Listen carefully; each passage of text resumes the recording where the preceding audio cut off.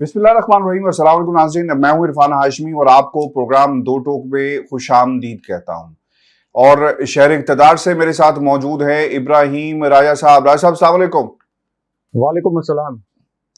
راجہ صاحب، تین خبروں پر تفصیل سے ہم بات کریں گے۔ پہلی خبر، عمران خان اور طاقتور حلقوں کے درمیان پہلی بار کس قسم کی پیغام رسانی ہوئی، اس کا کیا اثر پڑے گا ملک کے اندر سیاسی صورتحال پر، اور آئندہ انتخابات کے حوالے سے کیا لائحہ عمل طے کیا گیا ہے، اس کی کہانی بھی اپنے سننے والوں کے سامنے ہم رکھیں گے۔ اور پھر چیف جسٹس رائے صاحب، ان پر اور دو ججز پر ایک نیا حملہ پلان کیا گیا، کس کی طرف سے یہ بھی بتائیں گے دو ٹوک کے سننے والوں کو۔ اور پھر ایک طاقتور ادارے کے سربراہ نے شہباز شریف اور مریم نواز کے ساتھ مل کر کیا گیم پلان تیار کیا، لیکن آخری لمحات میں یہ گیم پلان جو ہے پورے کا پورا الٹ گیا۔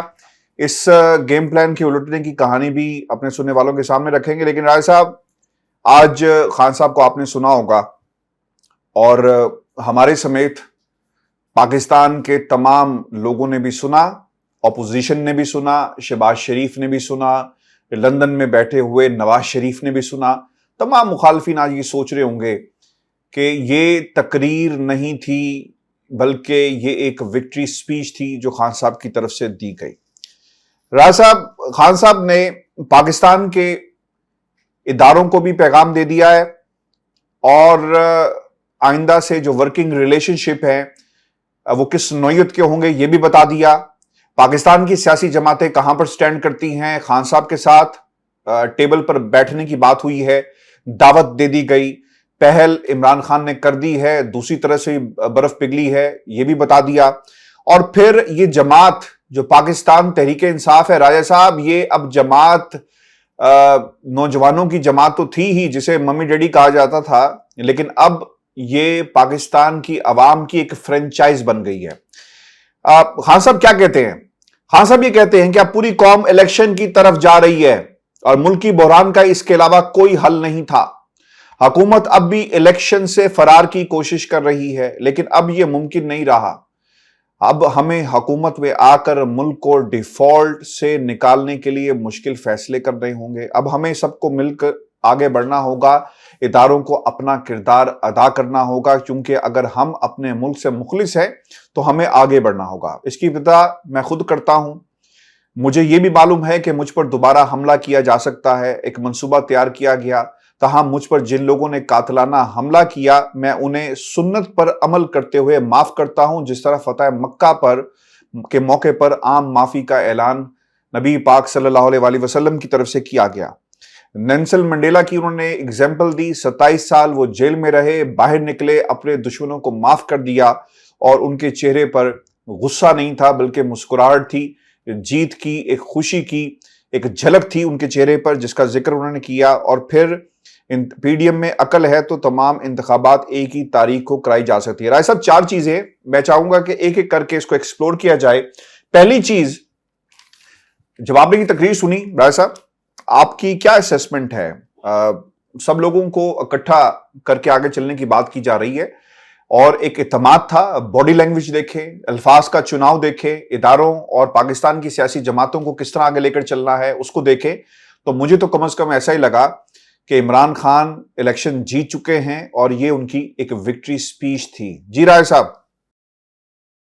ہاشمی صاحب، آرمی چیف کے متعلق ایک خبر شیئر کرتے ہیں اپنے ویورز کے ساتھ، اور جو عمران خان صاحب نے پیغام دیا، یہ پیغام اصل میں کس کا تھا اس کو سمجھنا بڑا ضروری ہے۔ کچھ پیغامات مریم نواز بھی بھجوا رہی ہیں اسٹیبلشمنٹ کو کہ عمران خان صاحب کو مائنس کریں۔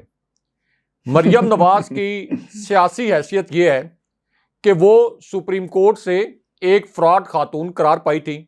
ان کا کریڈٹ صرف یہ ہے کہ وہ نواز شریف کی بیٹی ہیں، جو کہ اسٹیبلشمنٹ کی مدد سے 3 مرتبہ اقتدار میں آئے، اور تینوں مرتبہ ان کے اوپر کرپشن کے چارجز لگے، اور بالآخر عدالتوں نے انہیں کرپٹ، اشتہاری اور مفرور قرار دیا۔ اس کے علاوہ مریم نواز کی کسی قسم کی سیاسی حیثیت نہیں ہے، کوئی سیاسی سٹرگل نہیں ہے۔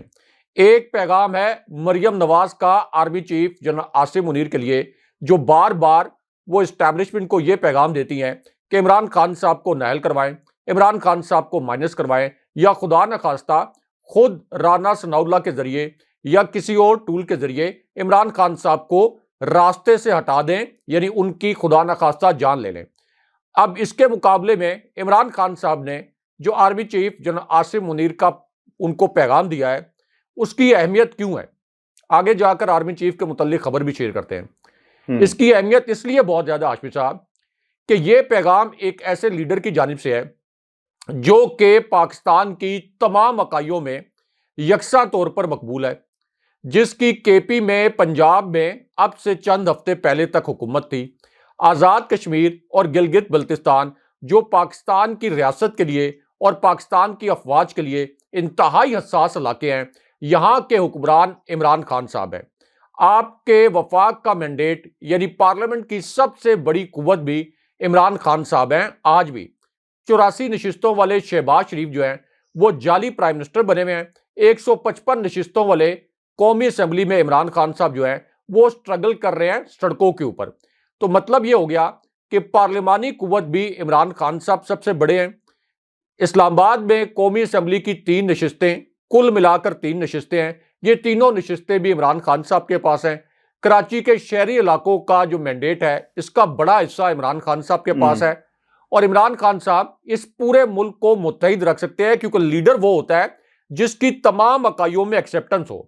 مثال کے طور پر پیپلز پارٹی، آصف زرداری یا بلاول زرداری کی بات کریں تو یہ صرف اندرون سندھ کی پارٹی ہے، یہ پورے ملک کو متحد نہیں رکھ سکتے۔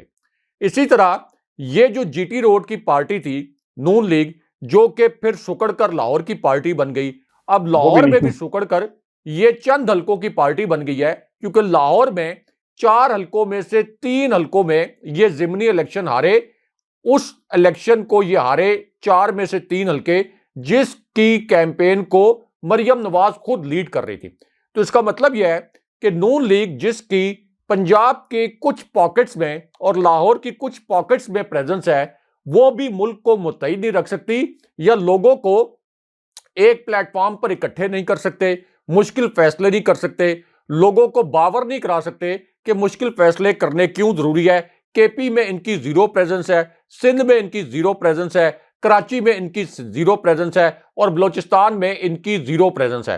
فضل الرحمان کو آپ دیکھ لیں کہ ایک مخصوص قسم کا کلاؤٹ ہے ان کے پاس، جو ان کے نام نہاد مدارس کا ایک ووٹ بینک ہے، اس کے سوا فضل الرحمان کے پاس کسی قسم کی کوئی سیاسی حیثیت نہیں ہے۔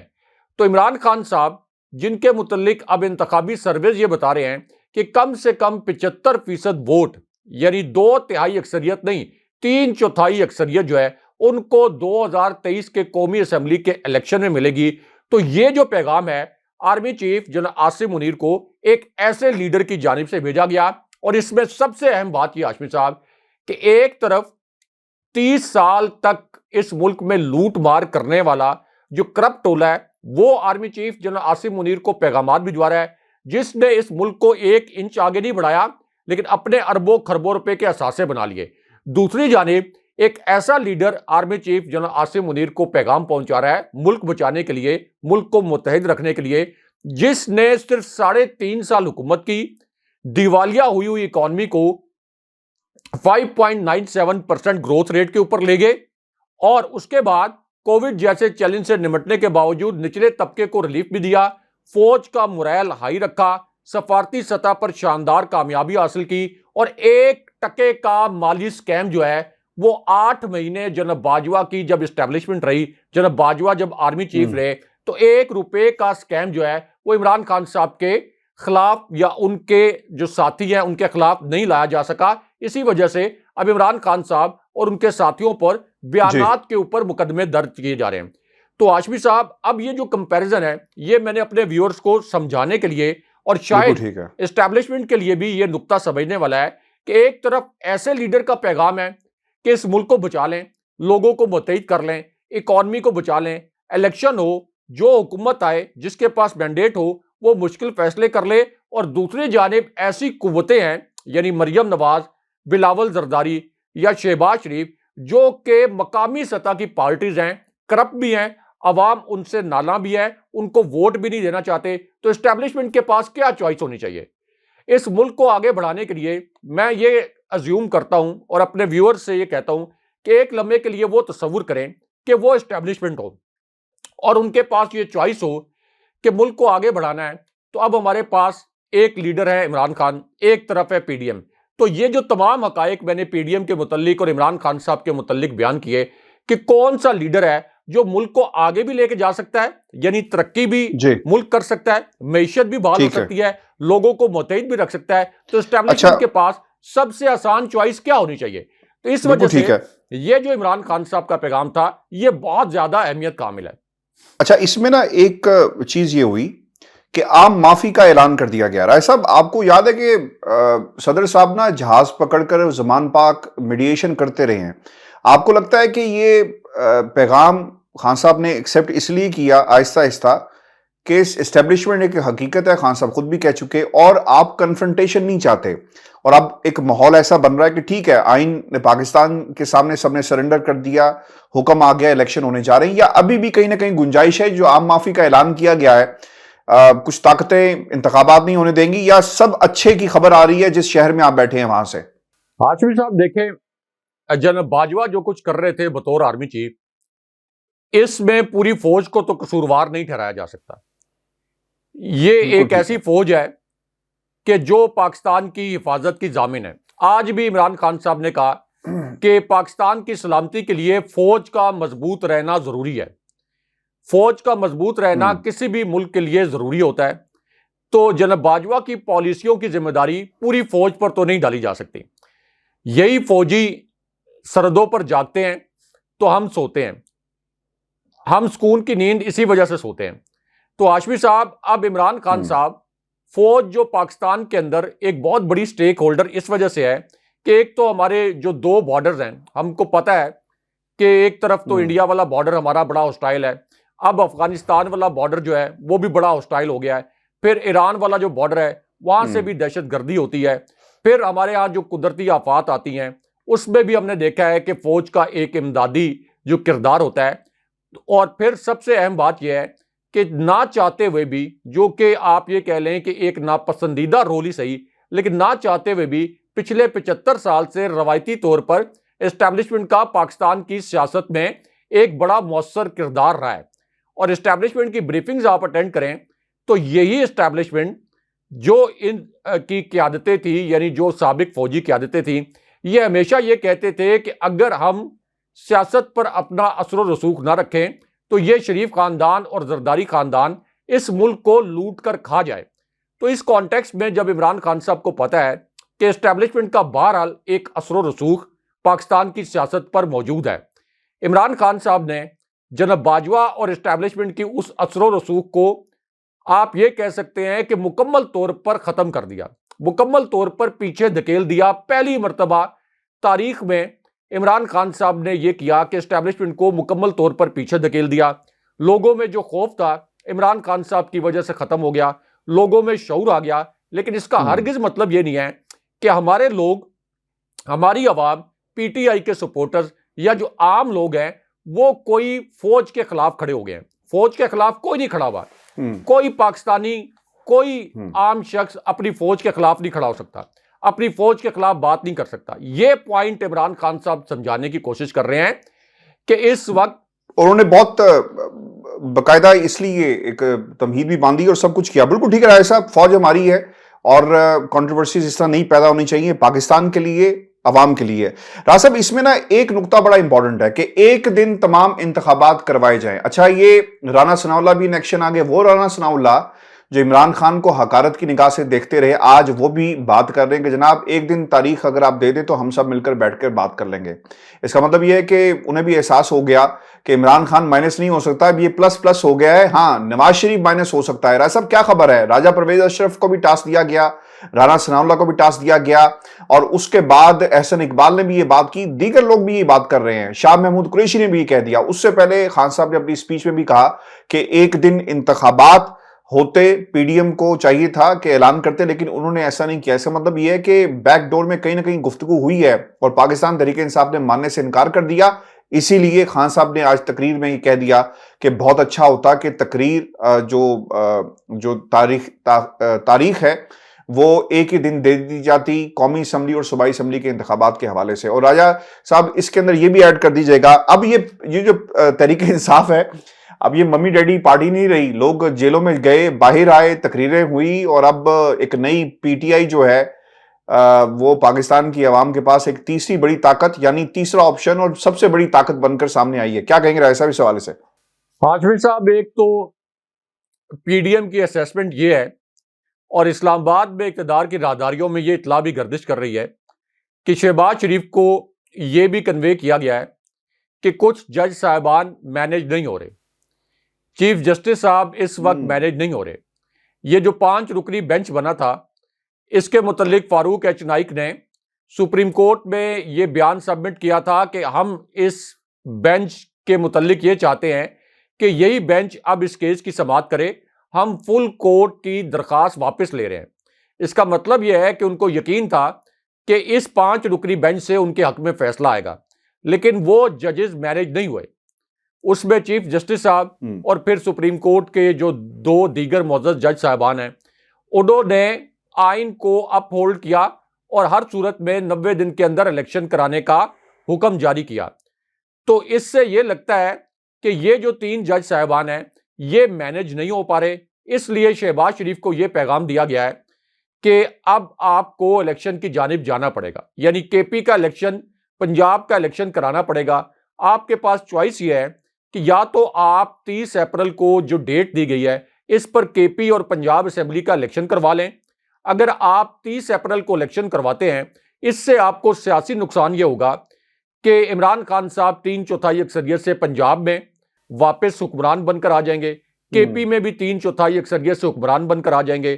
شہباز شریف کو نقصان یہ ہوگا کہ نگران وزیر اعظم یہ جو اپنی مرضی کا لانے کا پلان کر رہے ہیں, اس کے لانے کے باوجود کے پی اور پنجاب اسمبلی کے قومی اسمبلی کے جو حلقے ہیں یہاں پر دھاندلا کرنا بہت مشکل ہو جائے گا, کیونکہ یہاں پہ پی ٹی آئی کی گورنمنٹس بیٹھی ہوں گی.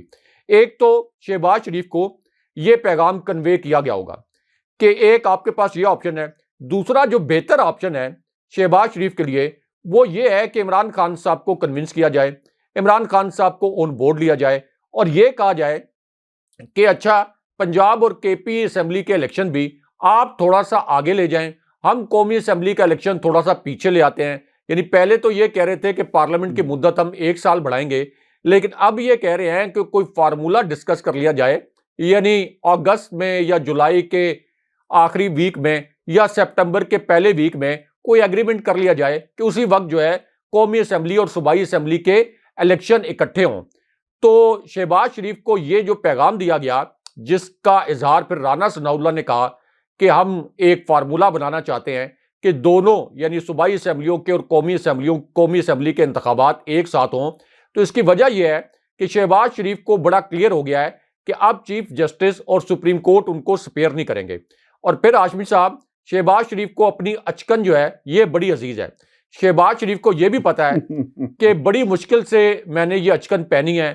نواز شریف اور مریم نواز اس پر کسی صورت رضامند نہیں تھے. ان کو یہ پتا ہے کہ اگر میں نے اب بھی پنجاب اسمبلی کے الیکشن نہ کروائے, اور اسٹیبلشمنٹ نے بھی ان کو کنوے کر دیا ہوگا کہ یہ جج صاحبان میرڈ نہیں ہو سکتے, تو یہ آخر میں توہین عدالت جو ہے آخر میں جا کر شہباز شریف کے گلے کا پھندا بنے گی. شہباز شریف کے گلے کا پھندا یہ توہین عدالت بنے گی, اور توہین عدالت شہباز شریف پر لگ سکتی ہے. اور جس طرح سے یوسف رضا گیلانی کو توہین عدالت پر رخصت ہونا پڑا تھا, تو شہباز شریف کو بھی رخصت ہونا پڑ سکتا ہے. تو یہ جو اس وقت عمران خان صاحب کے قدموں میں گرے ہوئے ہیں, عمران خان صاحب کی منت ترلے کر رہے ہیں کہ کوئی ایک ڈیٹ کا فارمولا بنا لیں, اس کے پیچھے یہی کہانی ہے. اب تک یہ چیف جسٹس صاحب کو اور یہ جو جج صاحبان ہیں ان کو مینیج کرنے میں ناکام ہو گئے. راج صاحب, یہ جو جہاں پر چیف جسٹس اور 2 جج صاحبان پر حملے کی بات ہے, یہ ایک ایسا حملہ تھا جو کیا گیا ہے. اس کی تفصیل بھی اپنے سننے والوں کے سامنے رکھتے ہیں, لیکن میں چاہوں گا کہ یہ کوئکلی کمنٹ کر دیں یہ ممی ڈیڈی والی جو بات ہے, کیونکہ میں نے تو آج شاہ محمود قریشی کو بھی دیکھا, اسد عمر کو بھی دیکھا, زلفی بخاری جس نے اپنی ساری زندگی برطانیہ میں گزار دی, آج تو ہم نے ان کو بھی دیکھا, جیل میں گئے, باہر آئے, سب کچھ ہوا ہے رائے صاحب پاکستان کے اندر. تو اب تو یہ برگر پارٹی یا ممی ڈیڈی پارٹی نہیں رہی, کیونکہ پاکستان میں سیاستدان رائے صاحب پتہ کیا کرتا ہے, شیخ رشید سے لے کر ख्वाजा आसिफ तक और जितने भी लोग हैं कि जनाब देखें हमने जमहूरियत के लिए जेलें काटी। और जरदारी साहब तो बार बार कहते हैं और वो बड़े फख्र से बताते हैं कि जेल के अंदर मेरे बहुत सारे दोस्त बन गए, और जेल जो है वो तो काफी लोगों का ससुराल भी है। लेकिन अब जो पीटीआई है ये रीबर्थ हुआ है, नई पीटीआई है, जिसके पास अब ये भी एक हुस्न कारकर्दगी से कहें एक बड़ी पॉलिटिकल फोर्स और अब प्रेशर ग्रुप नहीं है। राय साहब मुझे तो ऐसा लगता है कि पीपल्स पार्टी भी प्रेशर ग्रुप है, पॉलिटिकल जमात नहीं रही। उसी तरह से फजल रहमान साहब हैं, और या फिर अब तो नून लीग भी एक प्रेशर ग्रुप बन चुकी है। लेकिन जो हकीकी सियासी जमात है जिसकी रिप्रेजेंटेशन आपके तमाम सूबों में है वो है पाकिस्तान तहरीक इंसाफ। और ऐसा क्विकली बता दें मम्मी डैडी जो कहा गया कि अब जमात नहीं रही। हाशमी साहब, एक तो ख्वाजा आसिफ ने या आसिफ अली जरदारी ने जो जेलें काटी या नून लीग के जो लीडर्स ने जेलें काटी, ये जेलें उन्होंने काटी करप्शन के इल्जामात में। इनके खिलाफ चॉइस आए, इनके खिलाफ रेफरेंसेस दायर हुए, उसके बाद अदालतों से इनके खिलाफ फैसले आए, तब जाकर इन्होंने जेलें काटी। और वो जेलें भी बड़ी पुरआसाइश किस्म की जेलें थीं, जहां पर इनको लॉन्स भी मयसर थे, मुशक्कती भी मयसर थे, घर के खाने भी मयसर थे। अब इनकी जेलों का कंपैरिजन जो तहरीक इंसाफ के रहनुमाओं ने जेलें काटी इनके साथ नहीं किया जा सकता। तहरीक इंसाफ के रहनुमाओं ने जो जेलें काटी ये करप्शन के इल्जामात पर नहीं काटी, इनके खिलाफ कोई रेफरेंसेस नहीं बने। इन्होंने जेलें क्यों काटी कि इलेक्शन कमीशन के मुतालिक बेजरर बयान दे दिया तो चलो फवाद चौधरी को उठा लो, जनरल बाजवा के मुतालिक ट्वीट किया तो आजम सवाती को उठाएं। बलूचिस्तान से लेकर कराची कोई पाकिस्तान का इलाका नहीं छोड़ा जहां पर आजम सवाती को इन्होंने कैद नहीं रखा। जुल्फी बुखारी ने और इसी तरह असद उमर ने खुद रजाकाराना जो जेल भरो तहरीक थी उसके तहत गिरफ्तारी दी। और ये हाशमी साहब अमूमन अलामती गिरफ्तारी होती है, एक आध दिन की गिरफ्तारी होती है, लेकिन इस इंपोर्टेड हुकूमत ने इनके सब्र को आजमाने के लिए एक एक महीने के लिए इनको अटक जेल में, शाहपुर जेल में, राजनपुर जेल में, राजनपुर से भी दूर दराज इलाकों में वहां इनको भिजवा दिया ताकि हम इनको तोड़ सकें, ताकि हम ये एक ट्राई कर सकें कि हो सकता है ये घबरा कर इमरान खान साहब का साथ छोड़ दें। लेकिन हाशमी साहब, शहबाज गिल से ये इब्तिदा हुई थी, शहबाज गिल को ये क्रेडिट भी देना चाहिए। शहबाज गिल के मुतालिक लोग कहते थे कि ये भाग जाएंगे, इनका पीछे ज़ाहिर है कि बहुत लंबा चौड़ा सियासी करियर नहीं है, मिडिल क्लास से ताल्लुक रखते हैं, हम्बल बैकग्राउंड से ताल्लुक रखते हैं। लोग कहते थे ये भाग जाएंगे। शहबाज गिल के ऊपर जिस किस्म का तशद्दुद हुआ उसके बावजूद शहबाज गिल पूरी इस्तकामत के साथ इमरान खान साहब के साथ खड़े हुए, और मुझे लगता है कि वहां से बाकी लोगों को भी हौसला मिला कि शहबाज गिल अगर खड़े हो गए हैं तो हम सबको भी खड़े हो जाना चाहिए। उसके बाद फिर हमने देखा कि एक तवील फहरिस्त है। तो एक तो हमारे व्यूअर्स को ये ज़हन में रखना चाहिए कि नून लीग की और पीपल्स पार्टी की लीडरशिप की जो गिरफ्तारियां हुई थी वो खालिस्तान करप्शन के मामले पर हुई थी, कभी किसी बयान के मामले पर उनकी गिरफ्तारियां नहीं हुई। यहां पे जो गिरफ्तारियां हुई वो बयानात के मामले पर हुई। और जहां तक सवाल है मम्मी डैडी का, हाशमी साहब, पीटीआई एक ऐसी पार्टी है, पीटीआई एक ऐसी पार्टी है जो कि पाकिस्तान के अंदर तमाम तासुबात को खत्म करती है।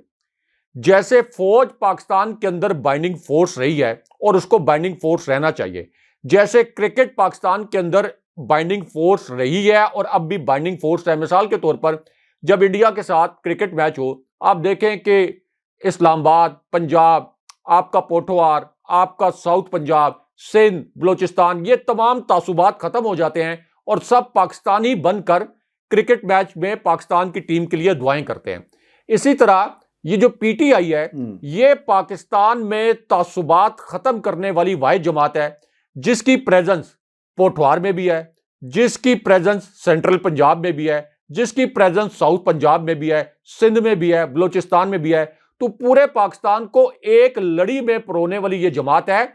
इसमें जो बहुत तालीम याफ्ता लोग हैं वो भी शामिल हैं, इसमें शहरों में रहने वाले लोग, देहात में रहने वाले लोग, देसी लोग, विलायती लोग, यानी आप ये कह लें कि एक कुदरत ने जबरदस्त किस्म का इम्तजाज बनाया है। एक लड़ी में परोए हुए हैं ये सारे लोग। इसमें ऐसे लोग जिनका मजहबी रुझान है, ऐसे लोग जिनका निस्बतन कम मजहबी रुझान है, लेकिन वो तमाम लोग इस बात पर मुत्तफिक हैं कि इमरान खान साहब इस मुल्क को मुश्किलात से निकाल सकते हैं। इस बात पर भी मुत्तफिक हैं कि इमरान खान साहब सबसे ऑनेस्ट लीडर हैं اور عمران خان صاحب نے پرفارم کر کے بھی دکھایا ہے۔ عمران خان صاحب پر کرپشن کا کوئی داغ بھی نہیں ہے۔ اس وجہ سے میں کہتا ہوں کہ اسٹیبلشمنٹ کے لیے چوائس بڑی آسان ہے، چوائس بڑی آسان ہے۔ اسٹیبلشمنٹ کی رسپیکٹ میں بھی اضافہ ہوگا، فوج سے سوالات ہونے بند ہو جائیں گے، ملک متحد ہو جائے گا۔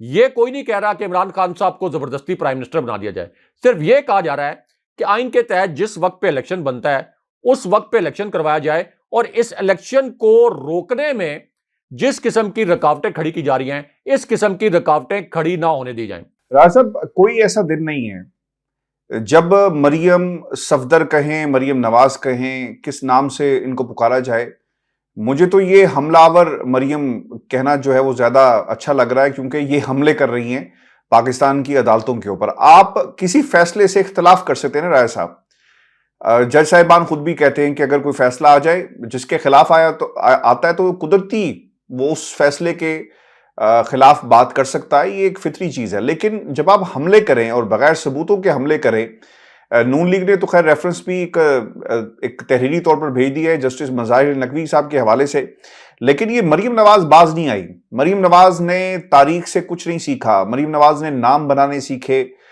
لوگوں کے نام رکھنے سیکھے، لیکن سیاسی بصارت جو ہے نا رائے صاحب ان کے قریب سے نہیں گزری۔ اور اگر عدلیہ کا گریبان پکڑ کر یہ سمجھتی ہیں کہ نواز شریف کو انصاف مل جائے گا، ایسا نہیں، آپ کو سرنڈر کرنا پڑے گا۔ اور نون لیگ کے لوگ یہ بھی کہتے ہیں کہ اگر نواز شریف پاکستان آئے تو انہیں جیل جانا پڑے گا، اور وہ جانے کو تیار نہیں ہے، کیونکہ انہیں معلوم ہے کہ اگر فل بینچ بن بھی گیا، فل کورٹ، اور وہاں سے ان کے حق میں فیصلہ نہیں آیا تو پھر ہم کیا کریں گے۔ اور یہ ایک بنیادی وجہ بنی ہے نواز شریف کے پاکستان نہ آنے کی۔ غصہ ہے، ڈیسپریشن ہے مریم نواز کی گفتگو میں، ان کے الزاموں میں، ان کے دیکھنے میں، ان کے چلنے میں، اور ان کی تقریروں کے اندر۔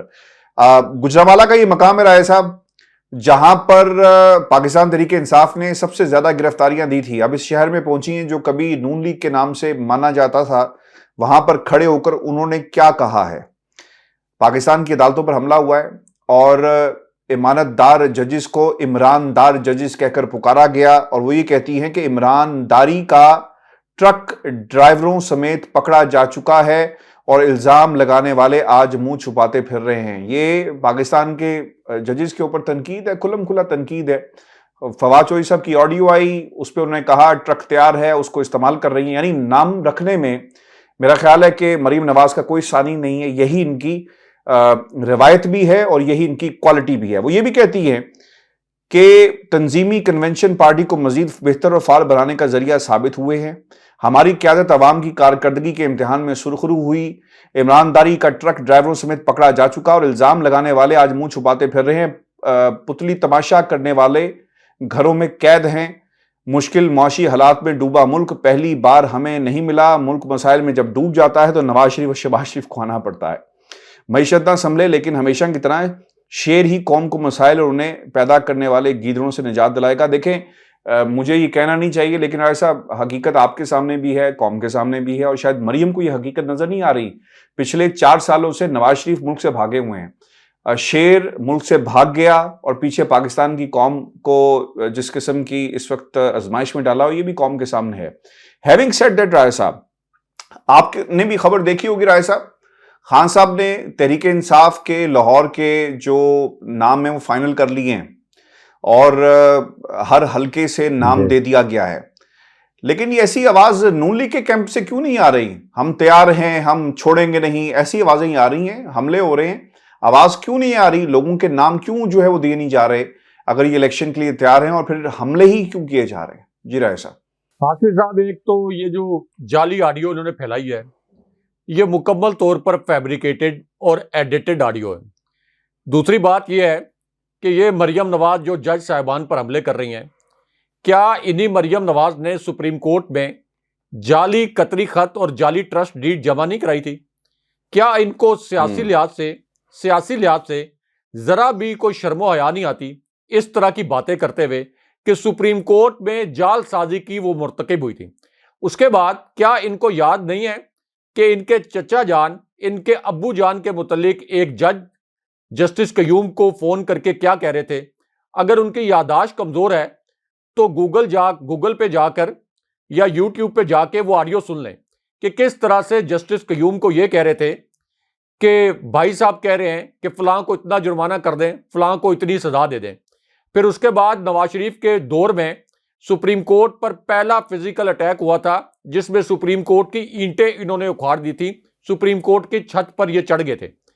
ہاشمی صاحب، عدالتوں سے مفرور قرار دیے گئے لوگ جب عدالتوں پر حملہ کریں، عدالتوں کے اوپر اور جج صاحبان کے اوپر اس طرح کے غلیظ الزامات لگائیں اور چیف جسٹس کو دھمکانا شروع کر دیں، وہ لوگ جو کہ عدالتوں سے جعلساز قرار پائے اور ان کی جعلسازی 22 کروڑ لوگوں نے دیکھی، تو اس کا مطلب یہ ہے کہ پاکستانیوں کو سمجھ جانا چاہیے کہ یہ سسیلین مافیا ہیں. ان کو سپریم کورٹ نے بالکل میرٹ کے اوپر سسیلین مافیا کہا تھا. یہ بالکل ناکام ریاستوں میں ہوتا ہے کہ جہاں پر اس طرح کے سسیلین مافیاز اور گاڈ فادر جیسے جو مافیاز ہیں، یہ پھر عدالتوں کو دھمکاتے ہیں، قانون اور آئین کو رونتے ہیں اور یہ کہتے ہیں کہ چونکہ ہم مافیاز ہیں اس لیے ہر قانون اور ہر آئین، ہر قانون کی شک ہمارے تحفظ کے لیے بنے گی. اس وجہ سے یہ سسیلین مافیا کے طور پر چیف جسٹس صاحب کو مسلسل دھمکا رہی ہیں. اب اس میں ہاشمی صاحب چیف جسٹس صاحب کو ایک، آپ یا تو یہ کہیں کہ چیف جسٹس صاحب ایک وضاحت کر دیں اور ایک ہینڈ آؤٹ جاری کر دیں کہ سسیلین مافیا کے سامنے ہم بے بس ہیں، ہم سپریم کورٹ بند کر کے جا رہے ہیں، ہم ہائی کورٹس بند کر کے جا رہے ہیں، ہم ان کی توہین عدالت کے باوجود ہم کوئی نوٹس نہیں لے سکتے. ہم توہین الیکشن کمیشن پر تو نوٹس لے سکتے ہیں جو نام نہاد توہین الیکشن کمیشن تھی، لیکن چیف جسٹس صاحب کو ٹرک ڈرائیور کہا انہوں نے. مریم نواز نے کہا کہ یہ ٹرک ڈرائیور ہیں عمران خان کے. تو اب چیف جسٹس صاحب کا امتحان ہے، اگر آپ اپنی سپریم کورٹ کا تحفظ نہیں کر سکتے تو پھر آپ عام لوگوں کے حقوق کا تحفظ کیا کریں گے؟ یہ بات سپریم کورٹ کو سوچنی چاہیے اور اپنے آنے والے جو چیف جسٹس ہیں، جسٹس فائز عیسیٰ کے بعد جنہوں نے چیف جسٹس بننا ہے، جسٹس اعجاز الحسن، ان کی تکریم کو بھی بچائیں. ان کی تصویریں چلا چلا کر یہ کہہ رہے ہیں کہ اس کی شکل دیکھیں کہ یہ چیف جسٹس بننے کے خواب دیکھ رہا ہے. بہت شکریہ راج صاحب. لیکن ایک بات بڑی امپورٹنٹ ہے کہ حمزہ شہباز بھی پاکستان آ رہے ہیں اور انہیں بھی بہت لالچ ہے کہ کرسی پر بیٹھے. بالکل بالکل بالکل ٹھیک ہے. ویورز، یہ شو تھا آج کا ہمارا. اپنے کمنٹس بھیجیے گا، چینل کو ضرور سبسکرائب کریں. اجازت دیجیے، اللہ نے کے بعد.